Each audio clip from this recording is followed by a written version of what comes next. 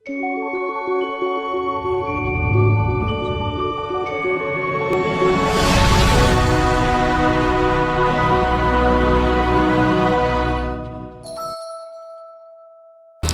nama Bapa dan Putra dan Roh Kudus, amin. Shalom Bapak Ibu, saudara-saudari yang terkasih dalam Kristus. Hari ini, hari Minggu 23 Januari 2022, kita memasuki Minggu Biasa ketiga.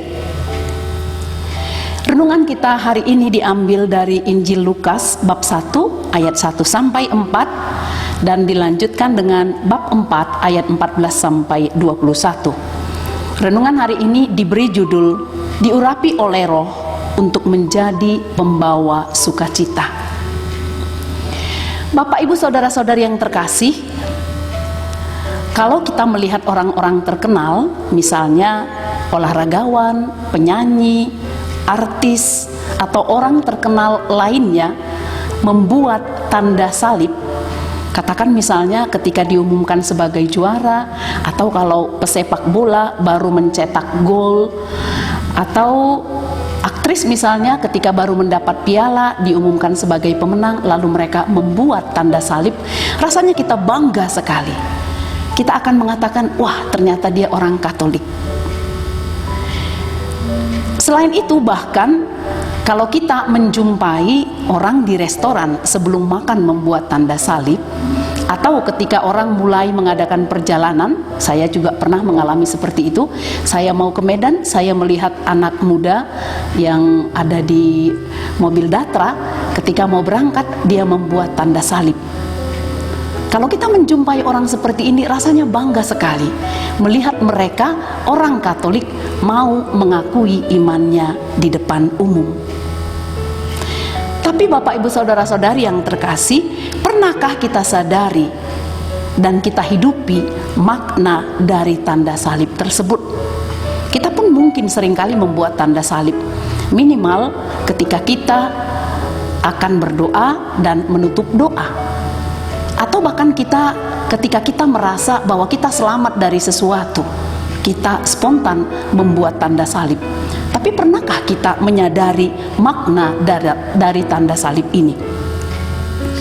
Bapak Ibu saudara-saudari yang terkasih, ketika kita atau orang lain menandai diri dengan tanda salib dalam nama Bapa dan Putra dan Roh Kudus, kita sebenarnya menyerahkan hidup kita kepada Allah Tritunggal. Kita menyatakan iman kita kepada Allah Tritunggal, Bapa yang menciptakan kehidupan, Putra yang menebus dan menyelamatkan kita, dan Roh Kudus yang senantiasa menyertai dan membimbing kita.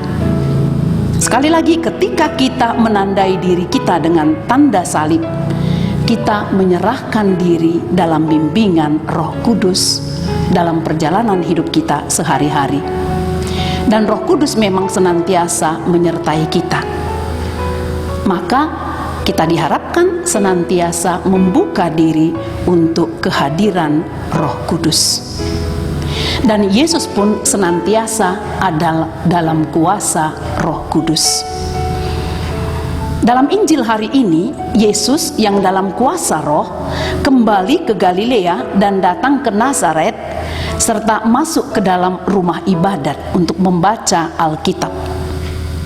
Kitab yang dibacakan Yesus adalah kitab Nabi Yesaya. Kitab itu menyatakan, dan ini dibacakan oleh Yesus, Roh Tuhan ada padaku, oleh sebab Ia telah mengurapi aku untuk menyampaikan kabar baik kepada orang-orang miskin, memberitakan pembebasan kepada orang-orang tawanan, penglihatan kepada orang-orang buta, membebaskan orang-orang yang tertindas, dan untuk memberitakan bahwa tahun rahmat Tuhan telah datang.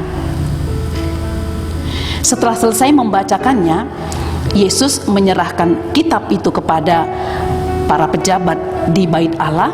Kemudian Ia menutup dengan kata-kata, pada hari ini genaplah nas tadi sewaktu kamu mendengarkannya. Yesus mau mengatakan bahwa Dia ada, hadir untuk menggenapi apa yang dikatakan dalam kitab yang baru dibacakannya. melakukan hal-hal yang dikatakan dalam kitab tersebut. Itulah kehadiran Kristus, kehadiran Yesus. Bapak, Ibu, saudara-saudari yang terkasih, apa yang dilakukan Yesus? Kalau kita perhatikan bacaan pertama ketika kita misa, itu sama dengan bacaan pertama dari kitab Nabi Nehemia. Imam Ezra dikatakan membaca dan menjelaskan beberapa bagian kitab Taurat di depan seluruh umat Israel yang baru kembali dari pembuangan. Lalu setelah mendengarkan kitab Taurat itu, semua umat sujud menyembah dan menangis mendengarkan kitab-kitab Taurat itu. Mungkin saja mereka menangis karena terharu. Lalu Imam Ezra menyerukan agar mereka jangan bersusah hati, jangan menangis, tetapi justru diserukan supaya bersukacita karena perlindungan Tuhan. Mereka diminta untuk makanlah sedap-sedap, bergembiralah, dan berbagilah dengan orang yang tidak memiliki apa-apa.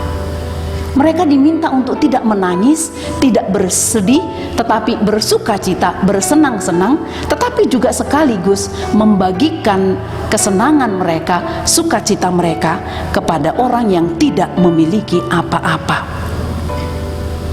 Ini sama seperti yang dikatakan oleh Yesus dalam Injil, bahwa Dia, orang yang diurapi oleh Roh, datang untuk memberitakan kabar sukacita bagi semua orang, membebaskan orang tawanan, mencelikkan mata orang buta, membebaskan orang tertindas, dan memberitakan bahwa tahun rahmat Tuhan telah terpenuhi. Tahun rahmat berarti sukacita yang membebaskan orang dari segala beban kehidupan. Lalu apa pesan yang perlu kita renungkan dari bacaan-bacaan hari ini? Saudara-saudari yang terkasih, kita adalah pengikut Kristus, dan dalam bacaan kedua pada misa, bacaan kedua diambil dari surat kepada jemaat di Korintus. Di situ dikatakan bahwa kita ini adalah tubuh Kristus dan Kristus adalah kepala, kita anggota-anggotanya.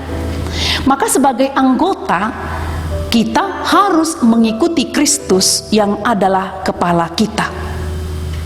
Maka dengan iman kepada Tritunggal, kita percaya bahwa kita senantiasa dibimbing oleh Roh ketika kita mengikuti Kristus. Mengikuti Kristus berarti kita melaksanakan apa yang dilaksanakan oleh Kristus sendiri. Dan kita semua diurapi oleh Roh, terutama kita yang sudah menerima sakramen Krisma.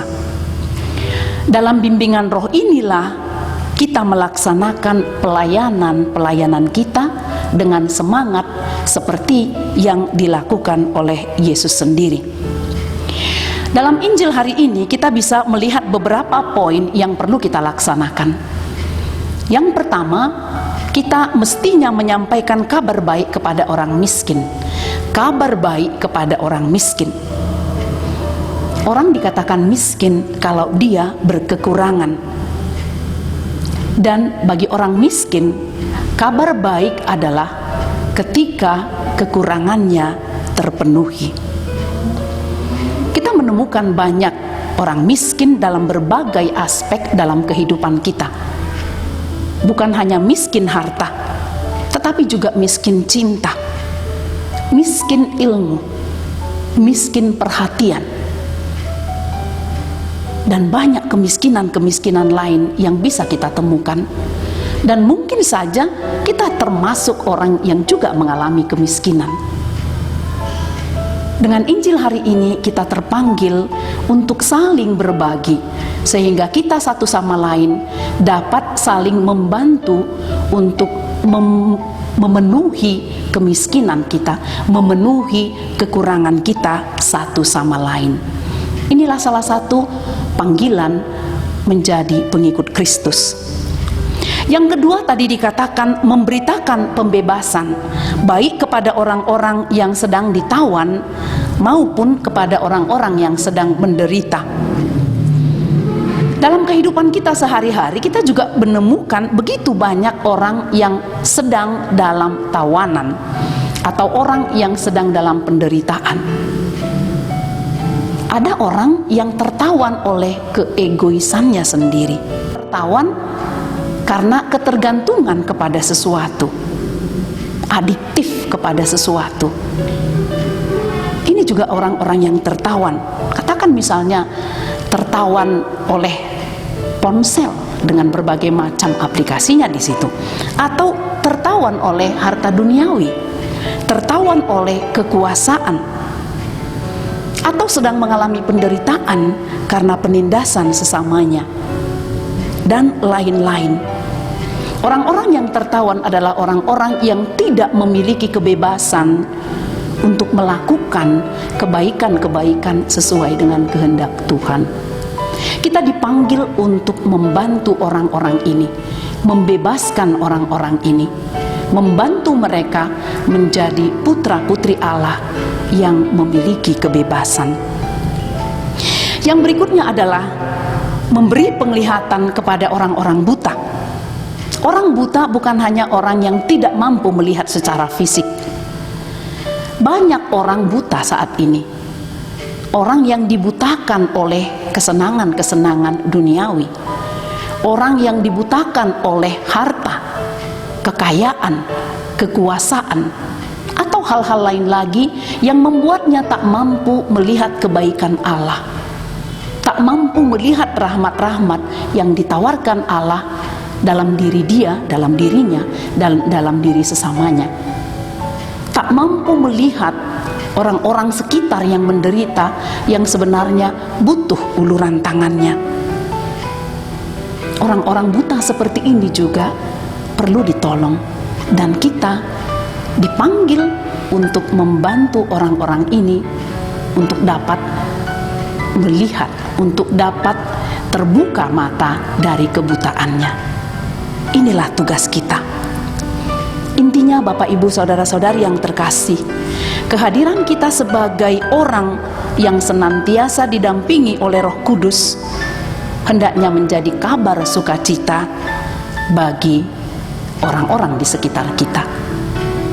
Kita menjadi kabar sukacita, kita mulai dari lingkaran yang paling kecil, di keluarga kita. Hendaknya kita menjadi kabar gembira bagi anak kita, bagi pasangan kita, bagi orang tua kita, bagi kakak adik kita. Kemudian kita melangkah ke lingkaran yang lebih luas. Kita menjadi kabar sukacita bagi sahabat-sahabat kita, bagi teman-teman kerja kita. Begitu seterusnya, sehingga kalau setiap orang Katolik, orang Kristen melaksanakan ini, kabar sukacita akan tersebar ke seluruh dunia. Semoga kita senantiasa menjadi pembawa sukacita dalam kehidupan kita setiap hari. Amin. Dalam nama Bapa dan Putra dan Roh Kudus. Amin.